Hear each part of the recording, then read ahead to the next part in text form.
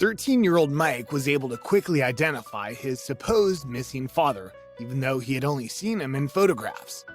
Mike had never met his dad. His mom had only told him the story of his dad and how he went MIA after hearing about her pregnancy. I'd always ask my mom over and over for the story of my father, as my little brain could not process the reason my father left me and my mom to live by ourselves. My mom never got tired of narrating the story to me, and I would prick my ears, listening closely as if hearing the story for the first time. My mom will start, "He was so handsome. I fell in love with him as soon as I landed my eyes on him. He was an exchange student from Sweden. His eyes sparkled like an ocean, and I couldn't help myself but talk to him. I sat down next to him, pretending I needed help with the assignment. He sensed that I was lying and smiled, asking me out for coffee. The next day we arrived at university.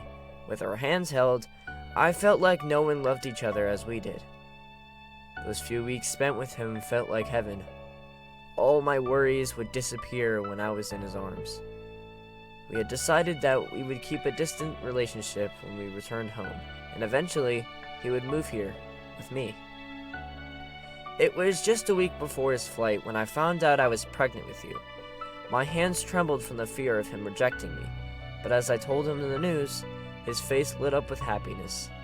He lifted me, spinning me around. He kept saying that it was the greatest thing that had ever happened to him. My mom would pause. She didn't like telling the last part of the story. He promised he'd come back after figuring things out with his visa and the citizenship. But 1 week passed, and the next, and then weeks and months, and I didn't hear from him. I kept texting and calling him, but he never answered, not a single word. I realized he was just a liar, filling me up with sweet nothings. I couldn't believe that excitement and his happy eyes were just a mask, but I had no choice but to accept the hard truth. My mom would take a picture out of a drawer and show me, a picture of her and my dad. They looked so young and happy, carelessly smiling. I looked like him. Blue eyes, black curly hair, tall and lean. Seeing him was my biggest wish, but my mom had closed his chapter in her life. My mom had also lost trust in men, to the point that she never married and raised me by herself. Gave me the best any parent could give a child.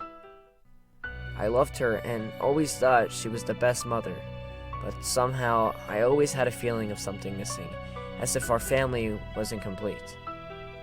Then, one day at school, the principal walked into our class.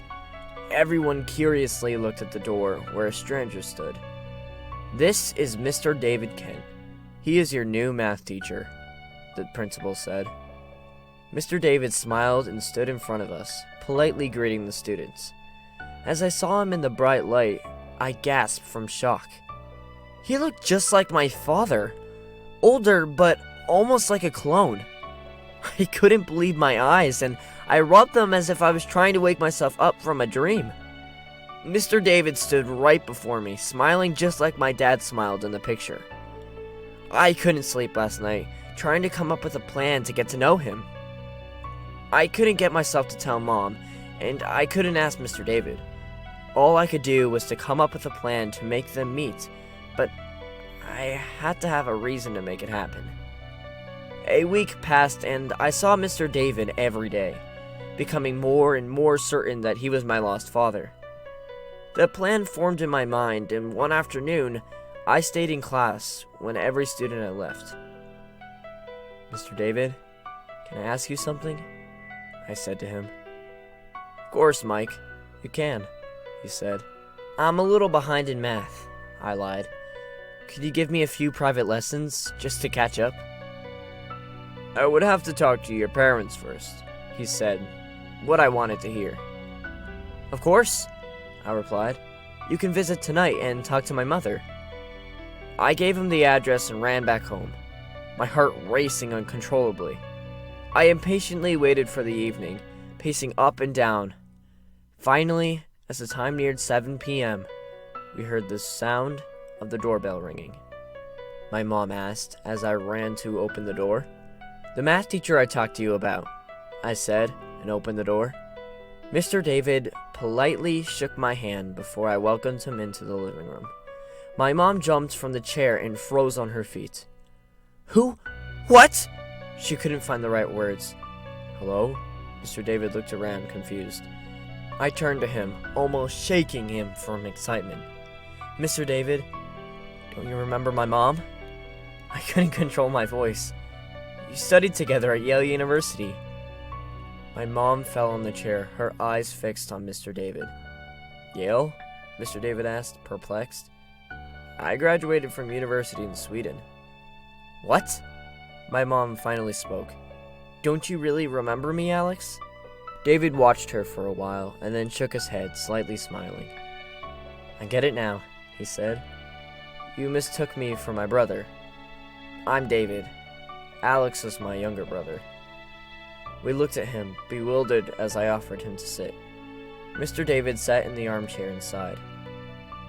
"I remember he had a program at Yale. I supposed you were his friend?"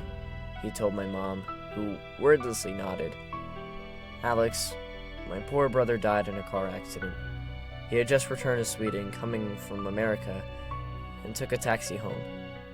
A huge truck hit the taxi, making it fall off the bridge. Alex died after a few hours at the hospital." My mother watched him with blank eyes before she collapsed on her knees, crying. I rushed to her, hugging her while tears rolled down my cheeks. Mr. David looked sad and confused at the same time. After a few minutes, my mother got herself together and stood up, sitting next to Mr. David. "Alex and I were in love," she said, and looked at me. "He is Alex's son." David's eyes jumped from me to my mother. "I had no idea," he said. Then he stood up, hugging me. "I had no idea I have a nephew." I put my arms around his waist too.